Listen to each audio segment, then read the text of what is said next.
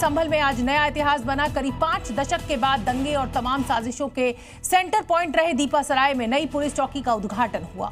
लेकिन इस सब के बीच सबसे ज्यादा चर्चा रही मुल्ला अरशद के कोबरा टेरर की। पूरी कहानी इस रिपोर्ट में देखिए।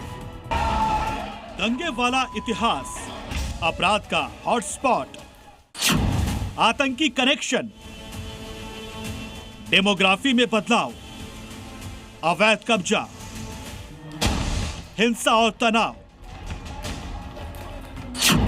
संभल की यादों में यह सब कुछ समाया हुआ है। कई जख्म हैं, कई दर्द हैं। लेकिन संभल का एक चैलेंज इन सब से बड़ा था। संभल की एक मुश्किल इन सब से अलग थी। वो था यहां का दीपासराय इलाका, जहां करीब 5 दशक से पुलिस चौकी नहीं बन पा रही थी। और एक प्रमुख वजह थी मुल्ला अरशद जैसे कुख्यात अपराधी। संभल में सांप वाली साजिश का मास्टरमाइंड मुल्ला अरशद दीपासराय में पुलिस चौकी नहीं बनने देना चाहता था। पुलिस कर्मियों को डराने के लिए सांप छोड़ देता था। पुलिस तैनाती के खिलाफ तरह तरह के पैंतरे अपनाता था।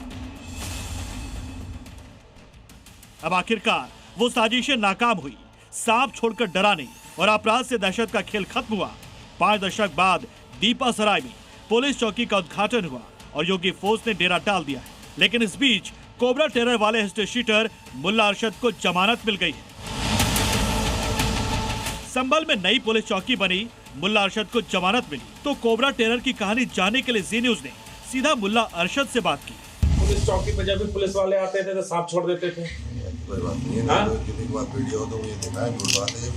तो आपको सांप छोड़ने के आरोप में गिरफ्तार किया गया था ना? नहीं, वो झगड़ा होता है मेरा उसमें। सांप क्यों छोड़ते थे? क्या आपने सपेरे उपेरे का कुछ काम किया था क्या? नहीं यार, सांप पकड़ते कैसे थे? वो पहले मैं बाग में रहता था ना। अच्छा, मुझे पकड़ने नहीं देते वाले सांप पकड़ने सीखे गए थे। तो आपने कितनी बार सांप पुलिस चौकी जब वहाँ पर थी तो छोड़ दिया था? चौकी में नहीं छोड़े थे। तो वो देखा हुआ थी कि सांप छोड़ दिए, सांप लेके घूमता हूँ इस तरीके से। कोई वीडियो किसी के पास मुझे दिखाया आप, ये झूठ बात है, बिल्कुल मैंने चौकी में सांप छोड़े। अच्छा, मुल्ला अरशद की अपनी बातें, अपने दावे, लेकिन संभल में दहशत के कई एंगल और इसलिए यहाँ का दीपासराय इलाका एजेंसियों के रडार पर रहा है। इसी दीपासराय में AQIS मॉडल का आतंकी गिरफ्तार हुआ था। संदिग्ध पाकिस्तानी कनेक्शन को लेकर भी जांच चल रही है और यही इलाका 1978 में दंगों का सेंटर पॉइंट भी रहा है। लेकिन अब कहानी बदल गई। अब यहाँ योगी फोर्स और ATS यूनिट का पहरा है। संभल हिंसा के बाद प्रशासन के द्वारा यहाँ पर पुलिस चौकी की नींव डाली गई और आज वो दिन आ गया है जब ये पुलिस चौकी दीपासराय की तैयार हो चुकी है, सजाया गया है। और ये बीचों बीच वो इलाका है जहाँ पर कई अपराधी भी रह चुके हैं। सारिक साठा जो संभल हिंसा का मास्टरमाइंड था, जो दुबई में बैठा हुआ, वो भी यहीं का रहने वाला है। एक POSI के आतंकी, ISIS के आतंकी तमाम ताल्लुकात